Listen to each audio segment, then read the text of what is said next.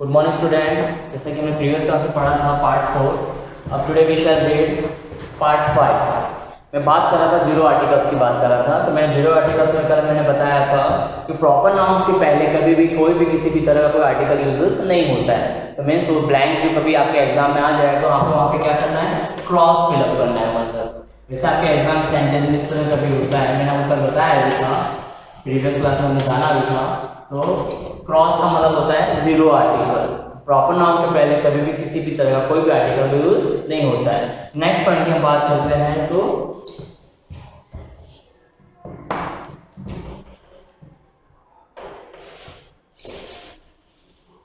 names of languages,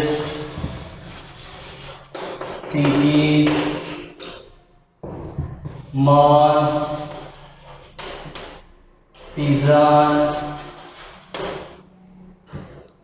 sports, festivals, colors, days, कहने का sense यहाँ पे है कि मेरा पॉइंट नेक्स्ट पॉइंट ये था कि name of languages, cities, month, season, spots, festival, colours और डेज, इनके आगे भी मतलब ये वर्ड्स कभी आ जाए तो यहाँ पे भी जीरो आर्टिकल यूज होता है। जीरो आर्टिकल का सेंस होता है कि ब्लैंक में हमें क्या करना है, क्रॉस फिलअप करना है। मैं आपको एग्जाम्पल दे रहा हूँ इसके, अब एग्जाम्पल देखिए सारे। Number 1,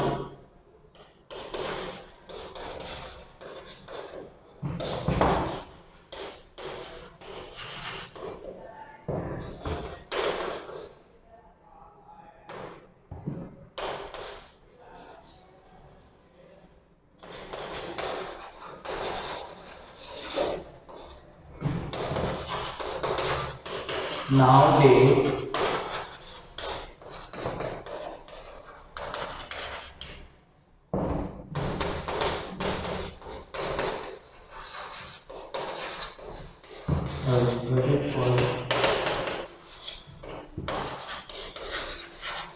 color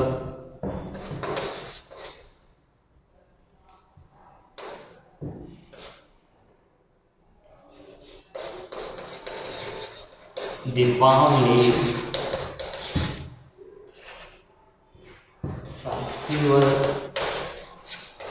of lights,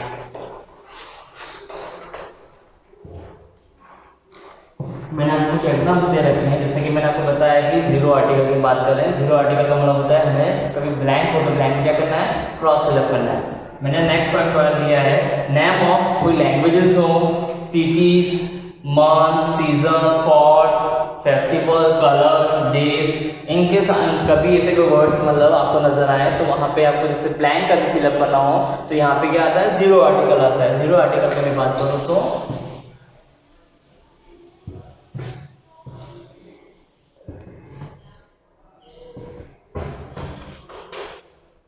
the Taj Mahal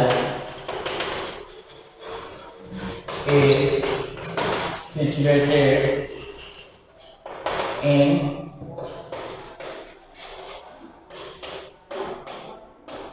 अब मान लो कि आपको मैंने एग्जांपल दिए, 5 एग्जांपल दिए आपको। अब ब्रैकेट ब्लैंक दे रखा है, आपको ब्रैकेट में दे रखा है ए एंड द क्रॉस। अब आपको ये मैंने पॉइंट में समझाना चाहा है कि name of languages, name of cities, spots, festivals, month, season, इनके आगे कभी भी किसी भी तरह का आर्टिकल यूज नहीं होता है। अब ब्लैंक दे रखा तो उस कंडीशन हम क्या फिलअप करेंगे, यहाँ पे कोई एन आंसर नहीं आएगा, सो दिस इज रॉन्ग। यहाँ पे क्या फिलअप करेंगे, एग्जाम्पल में जीरो आर्टिकल। जीरो आर्टिकल मैंने क्यों फिलअप किया, क्योंकि आगे पर्टिकुलर क्या है, एक सिटी का नाम है। सिटी के नाम से पहले कभी भी कोई भी आर्टिकल यूज नहीं होता, तो मैंने यहाँ पे फिलअप क्या किया, ब्लैंक मतलब क्रॉस फिलअप किया है। सेकंड थिंग वही स्पॉट्स की बात आई तो स्पॉट्स में भी किसी भी तरह कोई आर्टिकल यूज नहीं होता है। सेकंड थिंग यहाँ पे ये लैंग्वेज की बात आ रही है तो भी क्रॉस किया मैंने, और यहाँ पे कलर्स की भी तो भी दो कोई किसी भी तरह कोई आर्टिकल यूज नहीं होगा। यहाँ पे फेस्टिवल की बात करें तो भी किसी तरह का आर्टिकल यूज नहीं होगा। अंडरस्टूड। तो languages, city, spots, colours, season, month से पहले कभी भी किसी भी तरह का आर्टिकल यूज नहीं होता है। हम नेक्स्ट पॉइंट की बात करते हैं। अब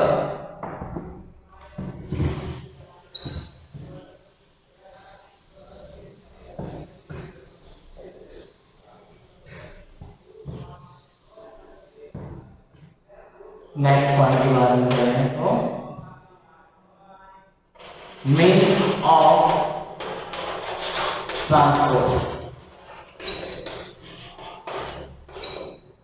किसी भी ट्रांसपोर्ट की हम बात करें तो ट्रांसपोर्ट्स कोई भी हो, जैसे कार, एरोप्लेन, जीप, बहुत सारे जब हम ट्रांसपोर्ट की बात कर रहे हैं तो ट्रांसपोर्ट के पहले भी कभी भी किसी भी तरह का आर्टिकल नहीं होता है। फॉर एग्जांपल आपको बताऊं तो ही विल कम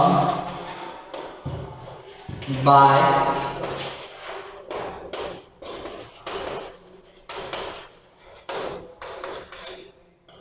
अब कार क्या हो गया, एक ट्रांसपोर्ट का साधन है। तो किसी से पहले मैंने बता रखा है कि मीन्स ऑफ ट्रांसपोर्ट का सेंस यहाँ पे कि यहाँ पे किसी भी तरह कोई आर्टिकल यूज नहीं होता है, तो यहाँ पे अकार नहीं आएगा, ये आपका सेंटेंस रॉन्ग हो जाएगा। यहाँ पे कुछ भी नहीं आएगा, ब्लैंक दे रखा है तो इस कंडीशन हमें क्या करना है, यहाँ पे क्रॉस फिलअप करना है। मीन्स हमारा कहने का मतलब ये था कि ट्रांसपोर्ट के आगे कभी भी किसी भी तरह का आर्टिकल यूज नहीं होता है। अंडरस्टूड? गुड।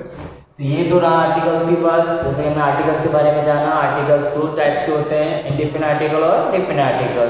हमने सारे पॉइंट्स के जरिए इन दोनों आर्टिकल्स को समझा। एग्जाम में आपके भी इस तरह के सेंटेंस आते हैं तो आपको क्या फिलअप करना है, जैसा कि हमने एक चीज जो समझी है, जो पढ़ा है, वो आपको फिलअप करना है। अंडरस्टूड? हम नेक्स्ट पॉइंट के बाद अब नेक्स्ट डिटरमिनेंट टाइप्स की बात करें तो नेक्स्ट डिटरमिनेंट टाइप्स आता है demonstrative. Number 2 demonstrative.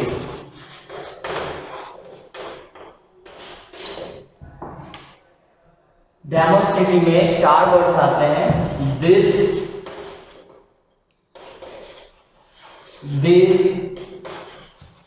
That and those.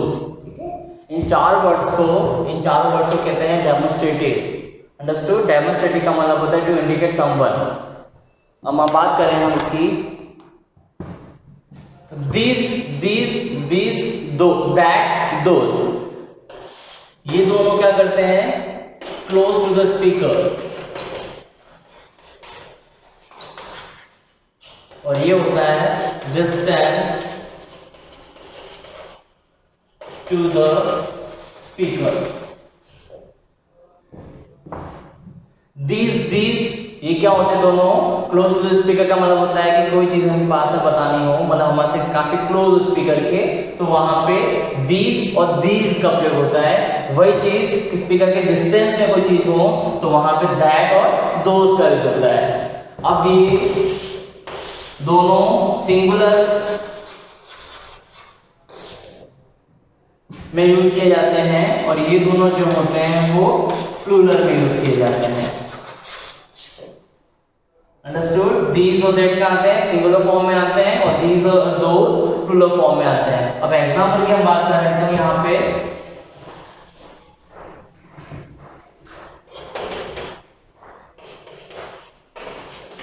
Riya lives in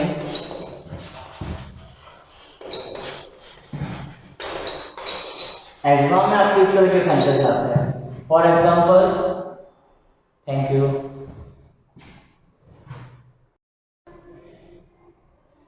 ऐसे आपके एग्जाम में इस तरह के सेंटेंस आते हैं, लिखा है Priya lives in dash house, bracket में आपके दो ऑप्शन दे रखे हैं, दीज और दीज। जैसा कि मैंने आपको बताया है, ये दीज होता है सिंगुलर फॉर्म में यूज होता है और ये दीज प्लूरल फॉर्म में यूज होता है। अब यहाँ पे हाउस आपको नाउन वर्ड देखना है। अब नाउन वर्ड कौन सा है, पर्टिकुलर प्लेस की बात कर रहे हैं, तो यहाँ पे किसकी बात कर रहे हैं, तो यहाँ पे क्या आएगा, दीज आएगा। Understood? Fill in the blank में क्या फिलअप करेंगे, दिस फिलअप करेंगे, क्योंकि हमें ये पता है कि इस दिस का यूज होता है सिंगुलर फॉर्म में और इस दिस का यूज होता है प्लूरल फॉर्म में। अंडरस्टूड? सेकंड थिंग मैं आपको बता रहा हूं, एक एग्जांपल और समझाना चाहूंगा आपको मैं।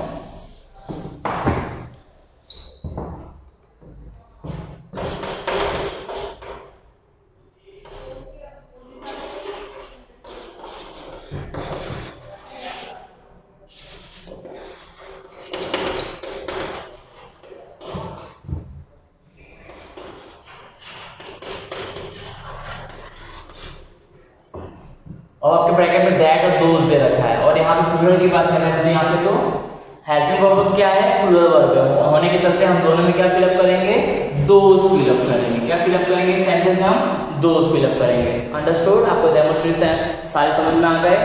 दीज और दीज दोनों क्लोज टू द स्पीकर होते हैं, दैट और those distant to the speaker होते हैं।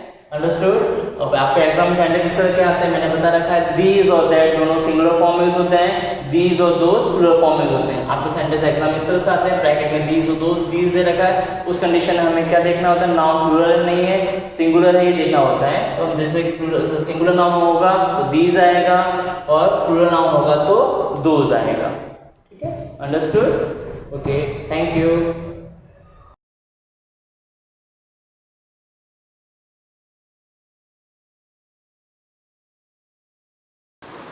Good morning student. This is our first lesson Indian economy on the eve of independence and this is part 7. Hindi medium वाले पे ध्यान दें, पहला लेसन ही चल रहा है अपना और ये इसका 7वां भाग है, 7वां भाग है। पहले हम लोगों ने एग्रीकल्चर के बारे में पढ़ा, इंडस्ट्रीज़ के बारे में पढ़ा, डेमोग्राफिक सिचुएशन के बारे में पढ़ा था, फॉरेन ट्रेड के बारे में पढ़ा था कि उस समय ये सारी चीज़ें कैसी थी, मतलब विदेशी व्यापार है, पॉपुलेशन कैसा था, मतलब जनगणना वगैरह, जनसंख्या कितनी थी, खेती कैसे, कृषि कैसे होती थी, दूसरे जो फैक्ट्री वगैरह थे, इंडस्ट्रीज़ थी वो कैसी थी। आज हम लोग पढ़ेंगे ऑक्यूपेशन स्ट्रक्चर। ठीक है,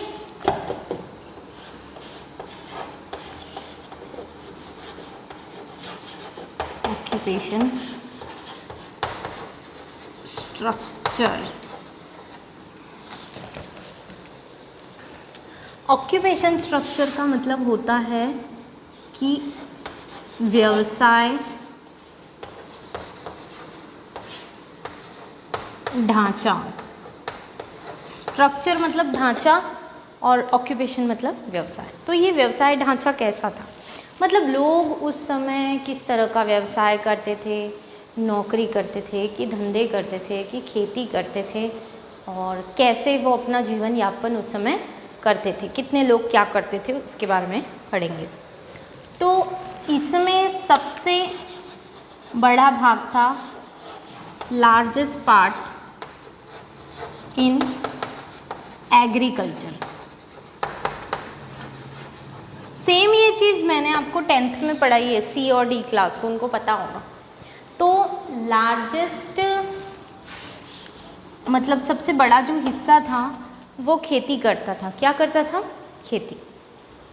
मतलब लोग उतने पढ़े लिखे नहीं थे। कल भी मैंने बताया कि ब्रिटिशर्स को कोई इंटरेस्ट नहीं था कि अपने देश के लोग पढ़ें या अनपढ़ रह जाएं, मतलब देश की उन्नति की तरफ उनका कोई ध्यान नहीं था। उन्हें उनके देश की उन्नति और उनकी उन्नति में ज़्यादा इंटरेस्ट था, क्योंकि वो एक व्यापारी थे। व्यापारी सिर्फ प्रॉफिट के लिए काम करते हैं, वो एक व्यापारी की तरह ही सोचते थे। वो अपने देश में कोई इंटरेस्ट नहीं दिखाते थे। तो यहाँ पे शिक्षा व्यवस्था जो थी, मतलब एजुकेशन सिस्टम जो था, उस पर उन्होंने कोई ध्यान नहीं दिया, कोई अच्छे बदलाव नहीं किए, जिसकी वजह से लोग ज़्यादातर अनपढ़ ही रह गए। तो खेत तो सबके पास होती हैं, ज़मीन होती है ना, फैमिली में पुश्तैनी ज़मीन मिलती है जो, तो उनमें वो कृषि कर लेते थे, खेती कर लेते थे, मतलब फार्मिंग करते थे। अब ग्रेन उगाएं चाहे कैश क्रॉप्स करें, उसी तरह से वो लोग अपना जीवन ज़्यादातर जीते थे, उसी पे डिपेंडेंट थे। 10 and 15 to 20%। देखो 10% लोग थे किस में? मैन्युफैक्चरिंग में। किस में थे? मैन्युफैक्चरिंग में। ठीक है। 15 to 20% थे सर्विस सेक्टर में। Service sector. 10 से 15% लोग मैन्युफैक्चरिंग में थे। मैन्युफैक्चरिंग मतलब ये इंडस्ट्री वगैरह होती है ना, कारखाने हैं, छोटे बड़े उद्योग धंधे, उसमें सिर्फ 10% लोग ही इन्वॉल्व थे। मतलब अपनी जितनी भी जनसंख्या थी उसका सबसे बड़ा भाग तो किस में था? कृषि में इन्वॉल्व था। उसके बाद जो बचा, मतलब होल जो परसेंट, जो 100% में से ही अपन परसेंट निकालते हैं, तो जितनी भी जनसंख्या थी, पॉपुलेशन था, उसका 10% के आसपास लोग मैन्युफैक्चरिंग में थे, क्योंकि उस समय इतनी इंडस्ट्री डेवलप ही नहीं हुई थी। पिछले कुछ पार्ट मैंने पढ़ा है, उसमें मैंने आपको बताया था कि सिर्फ टिस्को इंडियन बेस्ड कंपनी थी, Tata iron and steel company, है ना, वो 1904 या 7 तक स्टार्ट हुई थी और वो एक लौती कंपनी थी। उसके अलावा छोटे बड़े उद्योग धंधे होंगे कुछ, या अंग्रेज़ों ने, ब्रिटिशर्स ने खुद ने ऐसे प्रोडक्शन की इंडस्ट्री डेवलप की होगी, क्योंकि उनको एक्सपोर्ट में, यहाँ से एक्सपोर्ट करने के लिए चीज़ें, कुछ चीज़ें बना के भी एक्सपोर्ट करनी पड़ती हैं, नहीं तो वो ख़राब हो जाती है। तो उनके कुछ इंडस्ट्री, वैसे कुछ प्लांट वगैरह मशीनरी थी जिसके थ्रू वो लोग प्रोडक्शन करते थे। तो उसमें 10% लोग ही इन्वॉल्व थे इंडियन पॉपुलेशन का, और 15 to 20% लोग सर्विस सेक्टर में थे। सर्विस सेक्टर की बात करें तो सर्विस सेक्टर क्या होता है? तो सेवा जो हम लोग लेते हैं, सेवाएं। अब मैं जो आपको पढ़ा रही हूँ ये एक सेवा है। मैं आपको कोई प्रोडक्ट थोड़ी दे रही हूँ कि ये किताब लो या मैं आपको कुछ सेल नहीं कर रही। ये सेवा ही है एक तरह की। डॉक्टर जो देते हैं वो सेवा होती है। आपके मोबाइल की सिम से जो आपको सर्विसेज अवेलेबल है, मिलती है, आप यूज़ करते हो, वो सारी सेवाएं हैं। डेटा सर्विस ही है। होटल में जाते हैं, खाना खिलाते हैं वो लोग, ठीक है, वो एक गुड है, प्रोडक्ट है, लेकिन सर्विस भी उसमें इम्पॉर्टेंट होती है। उनकी सर्विसिंग कैसी है ना, तो गुड्स के साथ सर्विसिंग भी इन्वॉल्व रहती है। तो सर्विस सेक्टर आज के ज़माने में अभी सबसे ज़्यादा स्कोप कहीं होता है, लोग किसी करियर को चुनते तो सर्विस सेक्टर को ही चुनते, मतलब सर्विस सेक्टर में ही ज़्यादा स्कोप है। और आगे आने वाले समय में सबसे ज़्यादा स्कोप सर्विस सेक्टर में। आजकल बच्चे जो भी पढ़ते हैं, भले सीए बने, जैसे आप लोगों ने कॉमर्स लिया है तो आप लोग सीएस, सीए या मैनेजमेंट या मीडिया या टीचिंग में या जिसमें भी आप जाना चाहेंगे वो सारी सर्विस ही है। साइंस के बच्चे डॉक्टर बनते हैं, इंजीनियर बनते हैं, वो सर्विस ही देते हैं वहाँ पे, है ना। कोई गुड्स नहीं बेचते, ऐसे फिजिकल बेचते होंगे तो वो उनका जॉब का कोई पार्ट होगा, लेकिन ज़्यादातर हम लोग सर्विस में ही इन्वॉल्व होते हैं।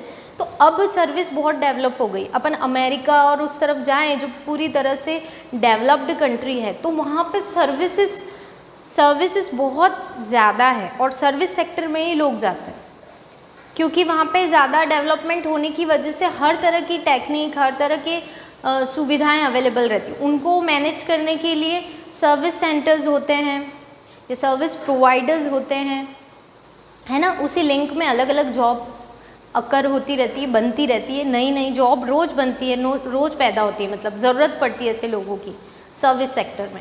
लेकिन उस समय सर्विस सेक्टर का कोई ख़ास रोल नहीं था, ठीक है। बहुत कम लोग, मतलब 15 to 20% लोग सेवा क्षेत्र में जाते थे। जैसे सेवा क्षेत्र में उस समय क्या स्कोप होगा, तो उस समय वैद्य जी जो होते थे, है ना, या डॉक्टर्स होते होंगे, या कुछ टीचर्स होते होंगे कॉलेज में पढ़ाने वाले या स्कूल में पढ़ाने वाले, या दूसरी कोई छोटी बड़ी सेवाएं होंगी। जैसे पोस्ट ऑफिस की सेवा शुरू कर दी थी अंग्रेज़ों ने, ब्रिटिशर्स ने, उसमें उनका भी फ़ायदा था, इसीलिए उन्होंने शुरू किया था, क्योंकि उनकी जो अलग अलग छावनी होती थी, मतलब उनकी अलग अलग जो बटालियन अलग अलग देश के अलग अलग हिस्सों में होती थी, वहाँ पे उनसे कांटेक्ट करने के लिए वो लोग पोस्ट का इस्तेमाल करते थे। तो पोस्ट ऑफिस सर्विसेज है, रेलवे सर्विसेज है, ऐसी सर्विसेज उन्होंने शुरू की थी। तो वैसी सर्विसेज में भी मे बी इंडिया के लोगों को भी उन्होंने जॉब दिया होगा। तो 15 to 20% लोग ही उसमें इन्वॉल्व थे, और उससे भी कम थे मैन्युफैक्चरिंग में, क्योंकि अपने को मैन्युफैक्चर करने ही नहीं देते थे कुछ। वो यहाँ से रॉ मटेरियल ले जाके अपने देश में मैन्युफैक्चर करते थे जानबूझ के, और वहाँ से रेस्ट ऑफ द वर्ल्ड जो कंट्री है उनको सेल करते थे या अपने को भी बेचते थे। तो उसमें आने का, यहाँ से ले जाने का कॉस्ट, ट्रांसपोर्ट कॉस्ट, लाने का कॉस्ट, उनका प्रॉफिट, और प्रॉफिट का जो शेयर होता था वो प्रॉफिट जो जोड़ते थे बहुत ज़्यादा जोड़ते थे, और इम्पोर्टेड का टैग लगने के बाद हर चीज़ ज़्यादा ही महंगी हो जाती है। तो मैन्युफैक्चरिंग वो लोग यहाँ करने ही नहीं देते थे। तो ये था उस समय ऑक्यूपेशन स्ट्रक्चर हमारे देश का, ठीक है। इस तरह का ऑक्यूपेशन था कब?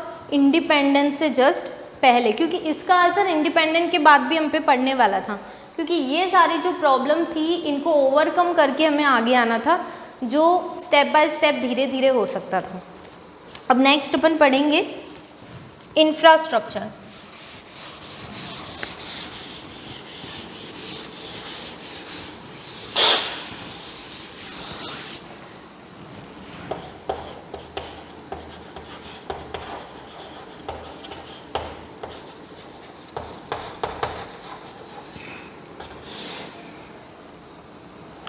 इंफ्रास्ट्रक्चर में क्या डेवलप हुआ था, तो अभी अभी मैंने बताया railways, ports,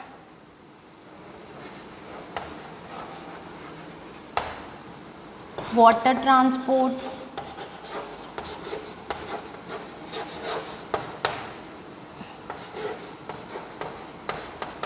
post and telegraph,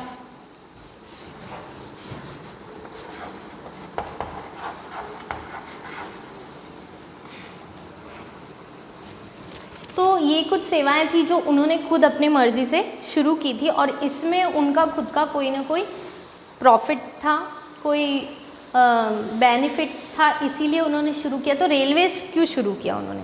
railways इसीलिए शुरू किया गया था क्योंकि उन्हें ट्रांसपोर्ट के लिए, अब जो माल जाता था उसको ऐसा कोई ट्रांसपोर्ट चाहिए था, क्योंकि सड़कें तो ठीक थी नहीं उस समय, सड़कें भी कच्ची पक्की थी और उसमें टाइम बहुत लगता था। तो आज भी अपन देखते हैं मालगाड़ी होती है रेलवेज़ में, एक तो लोकल ट्रेन जो होती है जो यात्रियों के लिए होती है, दूसरी मालगाड़ी भी होती है जिसमें सिर्फ माल भरा जाता है, मतलब गुड्स भरे जाते हैं और उन्हें उस तरह से पैक करके और भेजा जाता है। तो इस तरह के रेलवेज शुरू किया गया। दूसरा यात्रियों के सफ़र के लिए भी था वो, क्योंकि ये जो ब्रिटिशर्स थे ये अपनी अलग अलग प्रेसिडेंसी थी, जैसे उनकी मद्रास प्रेसिडेंसी थी, कोलकाता थी, मुंबई थी, ये 3 मेन थी। आप लोगों ने 10th के पहले या 10th तक आप लोगों ने पढ़ा होगा। तो यहाँ तक पहुँचने के लिए इनको कनेक्ट करते थे ये इस तरह से, और फिर वहाँ पे जैसे मद्रास में भी मद्रास में पहुँचने के बाद वहाँ तक जाने के लिए ये इसका इस्तेमाल करते थे, और वहाँ तक जो भी माल पहुँच गया उसके बाद वाटर ट्रांसपोर्ट के थ्रू, जैसे मुंबई से भी water transport gateway of India है तो वहाँ से भी वाटर ट्रांसपोर्ट के लिए इस्तेमाल करते थे ये लोग। दूसरा पोर्ट्स मतलब बंदरगाह, ऑब्वियसली बंदरगाह डेवलप करने ही पड़ेंगे, ऐसे बंदरगाह जिन्हें जैसे डॉकयार्ड्स वगैरह बोलते हैं, वहाँ पे बड़े बड़े शिप्स, स्टीमर्स वो वहाँ पे पार्क किए जाते थे, वहाँ पे भरे जाते थे उनमें माल और वहाँ से उन्हें छोड़ा जाता था।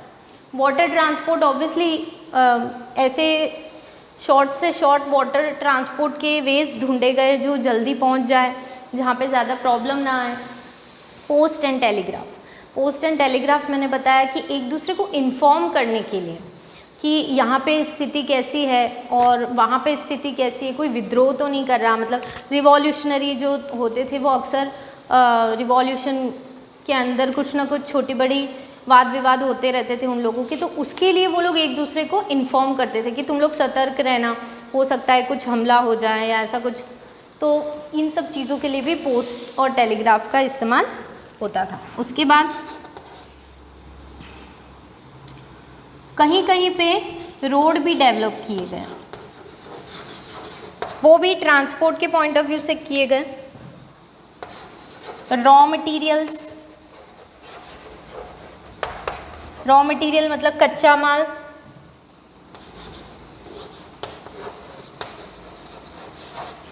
मतलब कच्चे माल, और आर्मी के पॉइंट ऑफ व्यू से रोड को ज़्यादा डेवलप किया गया ताकि उन्हें एक जगह से दूसरी जगह पहुंचाया जा सके। आर्मीज़ मैंने बताया क्यों, क्योंकि जैसे प्रेसिडेंसी थी वहाँ पे आर्मीज़ को भेजना पड़ता था या अलग अलग जगह कंट्रोल करने के लिए भेजना पड़ता था आर्मी को, ठीक है, तो रोड का इस्तेमाल भी करना पड़ता था। तो कुछ रोड भी इन्होंने ऐसे कनेक्शन किए जहाँ जहाँ पे इनको ज़्यादा जाना पड़ता है, तो वहाँ के जो कनेक्टेड रोड थे उनको इन्होंने ठीक किया। ऐसा नहीं कि पूरे इंडिया के रोड्स को ठीक करने का काम किया, जैसे कि अभी प्रधानमंत्री सड़क योजना के तहत किया जा रहा है, हर गांव को, शहर को, सबको कनेक्ट करने का, वैसा उनका कोई इंटेंशन नहीं था, क्योंकि उनको इंडिया के डेवलपमेंट में कोई इंटरेस्ट नहीं था, है ना। तो रोड का भी वहीं पे उन्होंने डेवलप किया, रोड वहाँ पे पक्के बनाए या सही किए जहाँ पे उन्हें रॉ मटेरियल और आर्मी को पहुँचाना था। अब ये रेलवेज़ कब शुरू हुआ? रेलवेज़ सबसे पहले 1850 में शुरू हुआ था, और सबसे पहली जो रेल सेवा थी वो मुंबई से ठाणे के बीच में की गई थी, मतलब एक ट्रायल बेस पे कि हाँ कितना समय लगता है और कैसे हम इसको हैंडल कर पाएंगे। उसके बाद वो धीरे धीरे दूसरी जगहों पे शुरू किया गया। तो 1850 में ही रेलवेज़ अपने इंडिया में आ चुका था। तो ये था अपना chapter Indian economy on the eve of independence. इसका कंक्लूजन यही है कि जो भी डेवलपमेंट किए ब्रिटिशर्स ने वो उनके बेनिफिट के पॉइंट ऑफ व्यू से हुए, और वो हमेशा ये चाहते थे कि इंडिया कभी भी उनके रहते डेवलप ना हो जाए, क्योंकि अगर यहाँ के लोग ज़्यादा एजुकेटेड हो जाते तो वो हायर पोस्ट की डिमांड करते, या किसी न किसी तरह से वो ब्रिटिशर्स से पीछा छुड़ाने के लिए कुछ ना कुछ तो करते ही, या दूसरे देशों से मिलते। तो ये सारी चीज़ों को ना हो इसीलिए उन्होंने एजुकेशन पे ध्यान नहीं दिया, जनगणना उन्होंने कभी की नहीं, एग्रीकल्चर को बढ़ावा देने की कोशिश नहीं की, बल्कि कैश क्रॉप्स ज़बरदस्ती उगवाते थे। तो ये सारे जो काम वो करते थे वो इसीलिए करते थे कि इंडिया डेवलप नहीं हो, लेकिन उनका और उनके देश का डेवलपमेंट होना चाहिए। तो this is the first lesson. I hope so आप लोगों को समझ में आ गया होगा।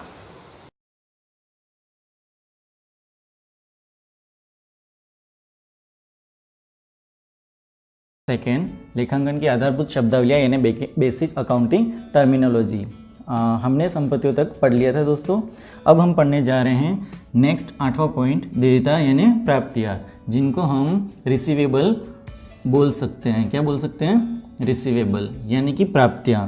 प्राप्तियों से आशय ये है दोस्तों कि व्यवसाय किन्हीं लोगों से पैसे मांगता है। जैसे किन्हीं को उधार में माल बेचा है, तो उधार में माल बेचने के स्वरूप क्या हुआ कि सामने वाले हो गए लोग डेटर, जिनको हम देनदार बोलते हैं। तो उनसे वापस हम जब मांगेंगे पैसा, तो व्यवसाय के लिए जो पैसा मांगते हैं यानी कि प्राप्तियाँ बाकी हैं, उनको हम देयताएँ बोलते हैं। ठीक है, यानी प्राप्तियाँ यानी रिसीवेबल्स बोलते हैं। जैसे बिल्स रिसीवेबल, डेटर्स, है ना। तो इन चीज़ों के बदले क्या होता है कि हम व्यवसाय वाले हैं, तो हम व्यवसाय से क्या करेंगे, डिमांड करेंगे सामने वाले को कि भाई हमने आपको उधार में माल बेचा है, आप हमें हमारे पैसे दीजिए। तो वो क्या करेंगे, जल्द से जल्द पैसा देंगे, या लेखांकन वर्ष की समाप्ति पर क्या किया जाएगा, इसका लेखा किया जाएगा कि इतना पैसा हमारा बकाया है। नेक्स्ट आता है हमारा दायित्व, जिसको हम बोलते हैं लाइबिलिटी। लाइबिलिटी का मतलब होता है कि जैसे हम लोगों से पैसे मांगते हैं यानी देता हैं, वैसे ही हमसे भी कोई ना कोई पैसे मांगेगा, यानी कि हमारे व्यवसाय से भी लोग पैसा मांगते होंगे, जिन्हें हम क्या कहते हैं, दायित्व यानी लाइबिलिटी कहते हैं। अब यहाँ पर समझना ये है कि जैसे हमने अगर माल किसी को उधार में बेचा है, तो वैसे ही हमने माल किसी से उधार में ख़रीदा होगा, या किसी से लोन में पैसा लिया होगा उधार में एक बार, कि है भाई हमें थोड़ी टाइम के लिए पैसा दे दीजिए। ये हमारे लिए क्या कहलाएगा, दायित्व। दायित्व यानी लाइबिलिटी। और अगर हम किसी को उधार में पैसा देते हैं लोन एंड एडवांस के रूप में, तो वो हमारे लिए देयता यानी रिसीवेबल में आ जाएगा। ठीक है, अब यहाँ पर लाइबिलिटी जो है वो हमारे 4 भागों में बांट रखी है। यानी बाहरी दायित्व, एक्सटर्नल लाइबिलिटी होती है। एक्सटर्नल लाइबिलिटी का मतलब होता है कि व्यवसाय ने व्यवसाय के अलावा जो बाहरी लोग हैं उनसे लोन ले रखा है। जैसे बैंक हो गए, है ना। तो बैंक लेते हैं, तो बैंक व्यवसाय का तो है नहीं, बैंक क्या होता है, बाहरी संस्था है। तो बाहरी संस्था या बाहरी व्यक्तियों से अगर आप लोन लेते हैं, पैसा लेते हैं या माल खरीदते हैं, तो ये सारे किस में आ जाएंगे, बाहरी दायित्व यानी कि एक्सटर्नल लाइबिलिटी में आ जाएंगे। नेक्स्ट आता है हमारा आंतरिक दायित्व। आंतरिक दायित्व का मतलब ये रहता है कि व्यवसाय ने व्यवसाय के अंदर के लोगों से पैसा ले रखा है, मिलने वालों से। जैसे व्यवसाय के कर्मचारियों से, ये एक आंतरिक दायित्व का मतलब व्यवसाय के जो कर्मचारी हैं उनकी सैलरी बकाया है, व्यवसाय के मजदूर हैं उनका वेजेस बकाया है ना। तो ये एक तरह से लाइबिलिटी हुई, लेकिन ये कौन सी लाइबिलिटी होगी, इंटरनल लाइबिलिटी। फिर नेक्स्ट आता है इस दायित्व का कि अल्पकालीन दायित्व। अल्पकालीन दायित्व का मतलब होता है कि जो व्यवसाय में 1 साल से कम के लिए अगर आपने उधार राशि ले रखी है, या 1 साल के अंदर अंदर जो पेमेंट करना है, चुकाना बाकी है, उसको हम अल्पकालीन ऋण यानी कि शॉर्ट टर्म लोन के रूप में जानते हैं। ये अल्पकालीन दायित्व यानी कि शॉर्ट टर्म लाइबिलिटी, जिसका पेमेंट 1 साल के अंदर अंदर हमें करना होता है, उसे हम क्या कहते हैं, अल्पकालीन दायित्व। नेक्स्ट आ रहा है दीर्घकालीन दायित्व। दीर्घकालीन का मतलब होता है कि व्यवसाय में 1 साल से ज़्यादा समय के लिए अगर लोन का भुगतान करना है, यानी कि लंबे समय तक जिसका भुगतान करना है, या जो 1 साल से ज़्यादा, जैसे बैंक लोन लिया, तो बैंक लोन लेंगे तो वो 1 साल से ज़्यादा के लिए लेंगे। तो उसमें क्या होगा कि 1 साल, 2 साल या 3 साल, 4 साल, 5 साल, है ना। तो 5 साल तक के लिए अगर जो लोन लिया है तो वो दीर्घकालीन दायित्व में आ जाएगा, और 1 साल से कम में जो लोन ले रखा है वो अल्पकालीन दायित्व में आ जाएगा। ठीक है, फिर नेक्स्ट उसके बाद आता है देनदार। देनदार का मतलब होता है जिसको हम बोलते हैं डेटर। डेटर का मतलब होता है कि व्यवसाय ने जिस व्यक्ति को उधार में माल बेचा है, ठीक है, तो वह व्यक्ति क्या कहलाएगा व्यवसाय के लिए? देनदार, जिसको हम बोलते हैं डेटर। अब क्या होता है कि व्यवसाय ने माल बेचा और सामने वाले ने अगर पैसा दे दिया तो अब तो हम सामने वाले से कुछ नहीं मांगेंगे, लेकिन हमने सामने वाली पार्टी को माल बेचा है लेकिन सामने वाले ने पैसा नहीं दिया है तो उसकी एंट्री हम डेटर्स के अंदर करेंगे, यानी कि देनदारों के अंदर किया जाएगा। जो क्या करेगा, उधार जो माल खरीदा है वो एक निश्चित समय पर या 1 साल के अंदर अंदर भुगतान कर देगा, इसको हम डेटर बोलते हैं, ठीक है। डेटर का मतलब जिनको हमने माल बेचा है और जिन्होंने पैसा अभी तक नहीं दिया है वो डेटर कहलाएंगे, और जैसे ही ये पेमेंट कर देंगे उनको उन डेटर लिस्ट से हटा देंगे। फिर नेक्स्ट आता है हमारा प्राप्य बिल। अब प्राप्य बिल जिसको हम बोलते हैं बिल्स रिसीवेबल। Bills receivable. अब बिल्स रिसीवेबल का मतलब ये होता है कि जैसे डेटर थे, उनको हमने माल बेचा, उधार पैसा है, ठीक है, हम मांग रहे हैं उनसे पैसा। अगर वो पैसा दे देते हैं तो डेटर ख़त्म हो जाएंगे, अगर वो पैसा नहीं देते तो डेटर ही रहेंगे।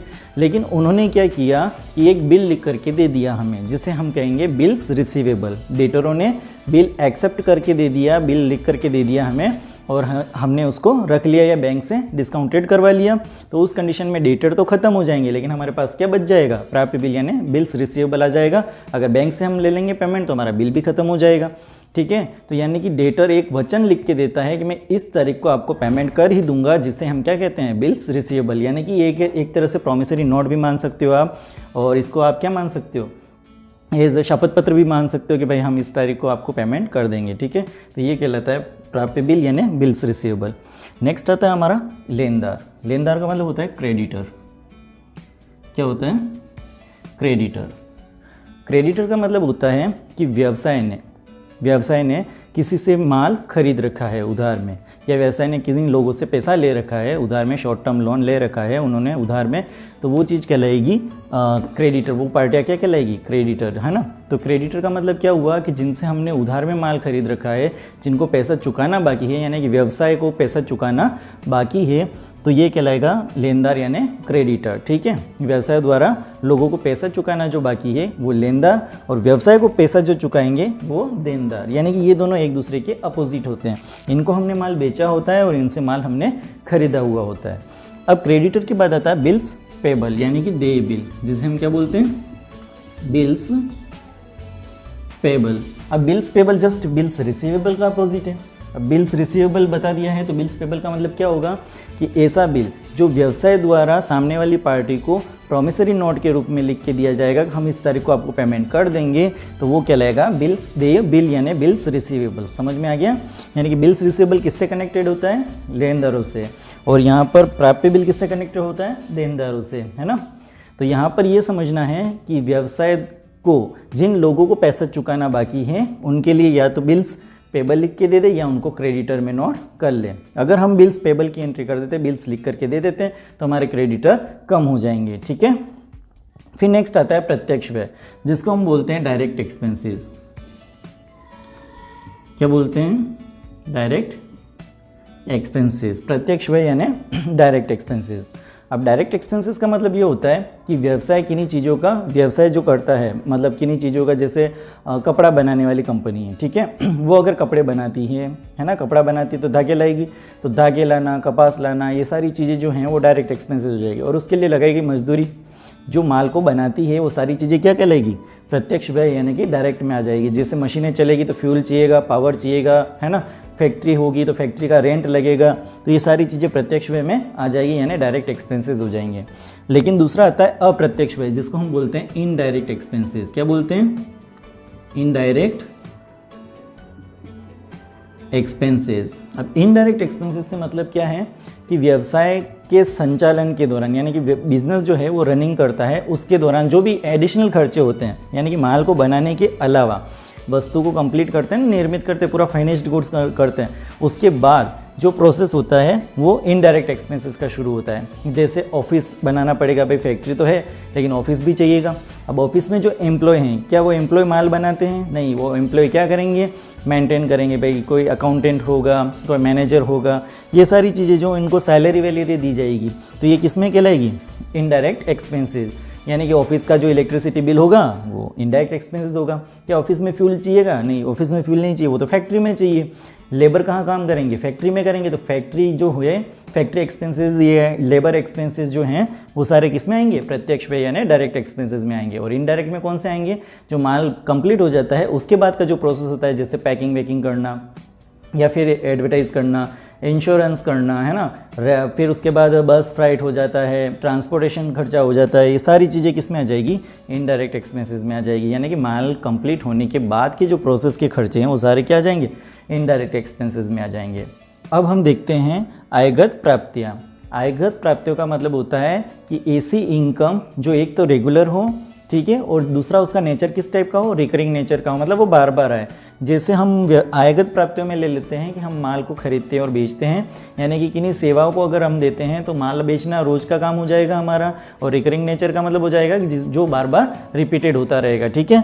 तो आयगत प्राप्तियों में हम किन्हें लेंगे कि ऐसी इनकम जो एक तो निरंतर हो, रेगुलर हो, और फिर क्या हो? रिकरिंग नेचर की हो, यानी कि बार बार रिपीटेड होती हो। जैसे माल को खरीदना, माल को बेचना, जिससे इनकम मिलेगी। किराया प्राप्त करना, जैसे किराया मिलता है, हमारी कोई प्रॉपर्टी है जिसको हमने किराए पे दे रखा है तो हमें बार बार किराया मिलेगा, हर महीने किराया मिलेगा, है ना, तो ये रिकरिंग नेचर का हो गया। और क्या हो सकता है? कमीशन होता है भाई, हमारे हम माल बेचते हैं, हो सकता है कमीशन मिलता हो। तो इस तरह की ये जो चीज़ें हैं आयगत प्राप्तियाँ, जो क्या होती है? व्यवसाय के संचालन के दौरान, बिजनेस जो ऑपरेट करते हैं उसके दौरान अपने को मिलती रहती है। फिर आता है पूंजीगत प्राप्तियाँ। पूंजीगत प्राप्तियाँ क्या होती है? एक तो ये रेगुलर नहीं होती है और इनका नेचर भी रिकरिंग नहीं होता है, लेकिन ये बहुत बड़ा अमाउंट होता है। जिससे क्या होता है कि हम असेट्स खरीदते हैं। जैसे व्यवसाय में कोई मशीनरी लानी है तो क्या हम हर महीने मशीनरी लाएंगे यूज़ करने के लिए? नहीं, एक बार ले आएंगे जो मशीन हमारे 4-5 साल तक काम में आ जाएगी। फर्नीचर लाते हैं, हर साल लाते हैं? नहीं, अपन क्या करते हैं, एक बार अच्छा सा फर्नीचर सेटअप करा देते हैं, फिर वो 2-3 सालों तक काम में आता है। तो इसका मतलब पूंजीगत प्राप्तियाँ क्या होती है कि ऐसी इनकम जिससे हम क्या करते हैं कि अपनी संपत्तियों में वृद्धि करते हैं, ये पूंजीगत प्राप्ति आ जाएगी। जिससे क्या होता है? हमारी संपत्तियों में वृद्धि आती है। ये बार बार नेचर, इनका रेगुलर नेचर नहीं होता है, ये सिर्फ एक बार ही आती है या फिर 2 बार आ सकती है, लेकिन इनका क्या होता है? हर महीने रिपीटेड होता है, ये बार बार ट्रांजैक्शन में आती है। फिर नेक्स्ट आता है आयगत व्यय। आयगत व्यय का मतलब होता है कि जो हम कमाने के लिए खर्चे करते हैं व्यवसाय के अंदर, जैसे इसका जस्ट अपोजिट है ये। एक तो ये भी रिकरिंग नेचर है कि मतलब क्या होगा? बार बार होगा। जैसे ऑफिस स्टाफ को सैलरी देना, अगर इस स्टाफ वालों को आपने सैलरी नहीं दी है तो वो काम नहीं करेंगे, वो काम नहीं करेंगे तो अपना बिजनेस कैसे चलेगा, है ना। तो वेजेस हो गया, सैलरी हो गई, ये सारी चीज़ें आयगत व्यय हो गई, यानी जिनसे क्या होगा? व्यवसाय रनिंग होगा, व्यवसाय चलेगा, लेकिन व्यवसाय की कार्यक्षमता में कोई भी वृद्धि नहीं होगी, मतलब बिजनेस डेवलप नहीं करेगा, लेकिन ये बिजनेस चलाने के लिए खर्चे करने ज़रूरी है। और लास्ट आता है अपना पूंजीगत व्यय यानी कैपिटल एक्सपेंडिचर। ये क्या होते हैं कि ऐसे एक्सपेंडिचर होते हैं जिनसे व्यवसाय के अंदर वृद्धि हो। जैसे मान लो आपको एक बिल्डिंग खरीदनी है जिससे डेवलपमेंट होगा, कहीं अदर जगह बिल्डिंग खरीदनी है तो बहुत बड़ा पैसा आपको खर्च करना पड़ेगा। दिखता तो वो खर्चा है, लेकिन वो एक तरह से आपके लिए क्या है? इन्वेस्टमेंट है, जिससे बिल्डिंग बनेगी, और बिल्डिंग बनेगी तो आपका वहाँ पर भी डेवलपमेंट बिजनेस करेगा। तो यानी कि पूंजीगत व्यय का मतलब ये हुआ कि आपने जिन बड़ी चीज़ों को असेट्स खरीदने के लिए हम जो खर्चा करते हैं वो हमारे लिए क्या कहलाएगा? पूंजीगत व्यय कहलाएगा, ठीक है। तो इस तरह से हमारी ये सारी टर्मिनोलॉजी कंप्लीट हुई। अगर और कुछ भी बाकी हो तो आप हमें कमेंट सेक्शन में ज़रूर कमेंट कीजिए, हमारे वीडियो को लाइक कीजिए, चैनल को सब्सक्राइब कीजिए और बेल आइकन को दबाना बिल्कुल मत भूलिए, ताकि आने वाली वीडियो की नोटिफिकेशन आपको हर समय से पहले मिल जाए, ठीक है दोस्तों। Thank you. तो दोस्तों, आपको हमारा ये वीडियो कैसा लगा आप हमें ज़रूर बताइए। आप हमारे इस वीडियो को लाइक कीजिए, शेयर कीजिए और चैनल को सब्सक्राइब कीजिए। Thank you.